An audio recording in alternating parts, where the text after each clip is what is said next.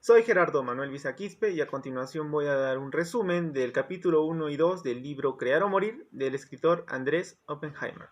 El capítulo 1, como menciona, se titula El mundo en que se viene. Más que todo habla de la innovación. Entonces, en este primer capítulo podemos ver las diferentes entrevistas que el autor realiza.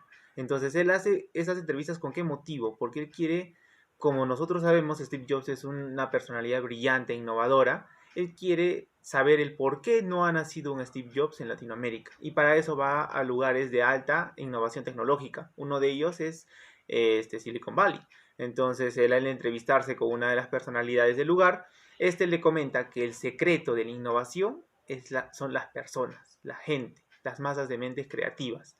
Entonces, él, pensando que eran otros factores que eran el factor clave para la innovación, él se sorprende de escuchar esta respuesta, a tal punto que lo comprueba cuando visita uno de los cafés del lugar y puede ver que está repleto de jóvenes, cada uno con sus laptops, haciendo sus diferentes proyectos, ayudando a otros jóvenes, recibiendo ayuda de otros jóvenes. Entonces él se da cuenta de que no necesariamente son amigos, o sea, son personas que se ven un día en un lugar y empiezan a compartir diferentes tipos de información. Entonces, él en su camino puede darse a conocer de que este mismo potencial de masas creativas lo ha visto en diferentes países latinoamericanos. Tal es el caso de México, tal es el caso de Brasil o Argentina. Entonces, ¿qué nos da a entender? De que hay potencial de innovación tecnológica en países latinoamericanos. Entonces, y va indagando poco a poco, nos va comentando entonces qué nos falta a nosotros para llegar a ser tan talentosos como las personas en Estados Unidos.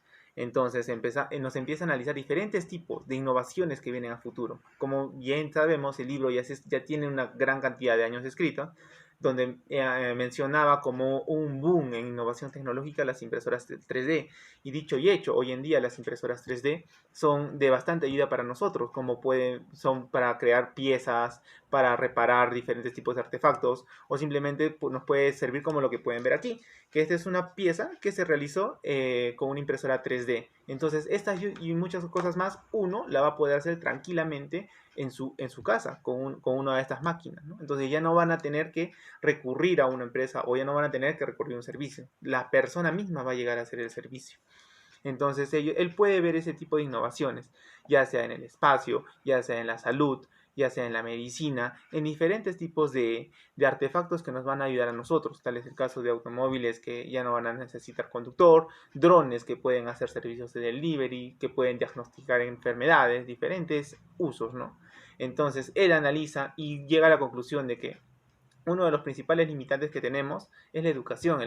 De un ranking establecido de 100 mejores universidades en innovación tecnológica, ninguna universidad latinoamericana figuraba en el top 100, teniendo a la Universidad de Sao Paulo en el puesto 127. Este es un dato alarmante en la que nosotros debemos tomar conciencia y llevarlo a reflexión, ¿no?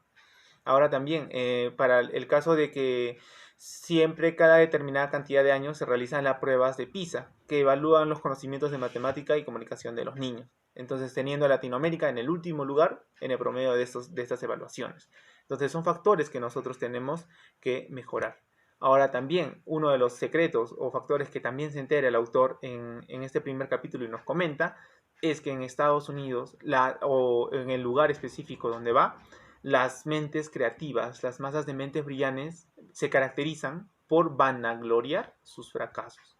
Es decir, entre ellos se comentan y no alardean entre sí qué han hecho, qué han producido, hasta dónde han llegado, qué es lo que han creado. Simplemente mencionan un listado de los fracasos que ellos han tenido. Y ellos lo ven como si fuera un honor, como si lo llevaran tatuado en el cuerpo.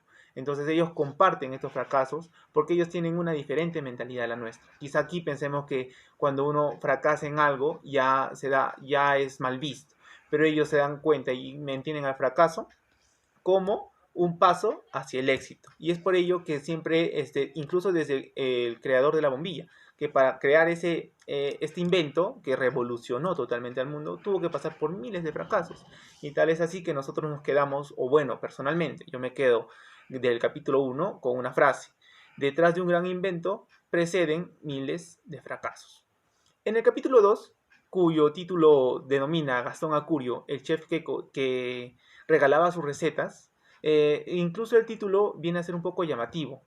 Al inicio nos da a entender dos cosas que ahora que las analizamos son bastante ciertas. En el caso de la gastronomía, si un chef se lleva sus recetas y las guarda con celo y no las comparte, terminará desapareciendo junto a él. Entonces esto nos da a entender de que por más talentoso de que seas en una determinada actividad, tienes que compartirla, tienes que hacer para que esto prevalezca y las actividades que realices tengan una mayor importancia.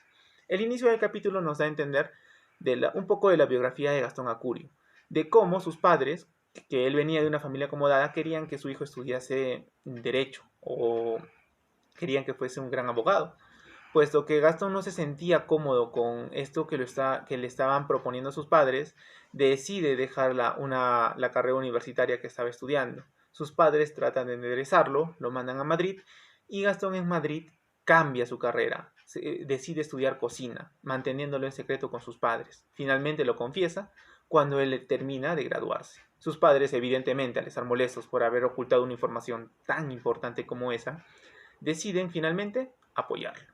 Y fue un gran apoyo ese cambio de decisión de sus padres, porque luego de ello, ellos mismos tienen la iniciativa de mandarlo a estudiar a una prestigiosa academia de cocina en París, quizá una de las mejores del mundo.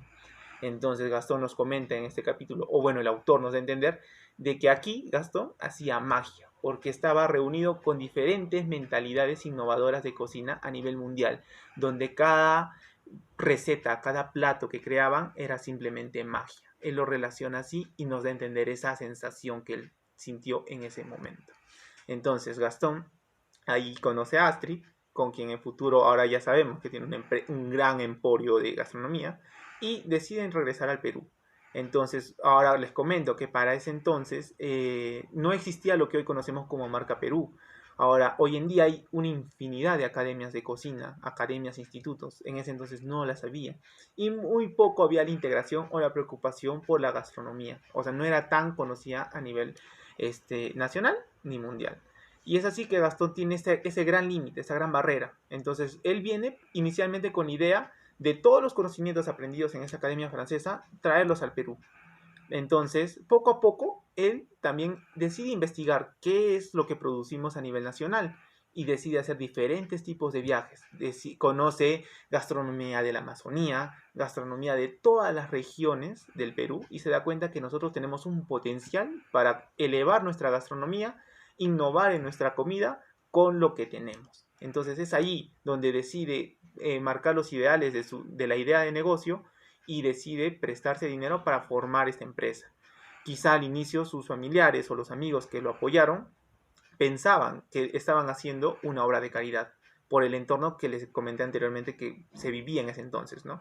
Pensando que el dinero que le daban a Gastón no iba a ser remunerado o no lo iban a recuperar, simplemente iba a darse como una donación. Ahora entenderán, actualmente todo el éxito que tiene Gastón en sus restaurantes, quizá estas personas que lo apoyaron, quizá debieron pedir un poco de las acciones de la empresa, ¿no? Para que pudieran ver el éxito o haber confiado en esta iniciativa que tuvo él.